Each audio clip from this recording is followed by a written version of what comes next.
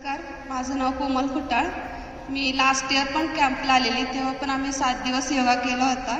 आणि लास्ट टाईमच्या आठवणी पण आम्ही वर्षभर म्हणजे सरांची आठवण काढत होतो खरं तर. कारण योगा म्हणजे कुठं दिसलं योगा करताना वगैरे कोणी किंवा रील्स वगैरे बघितलं तर सरांची आठवण यायची.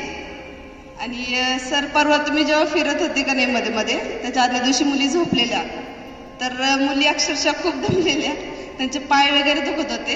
आणि तुम्ही फिरल्यामुळे त्यांना झोपता पण आलं नाही आणि बसता पण आलं नाही. आणि त्यामुळे त्यांनी योगा केला.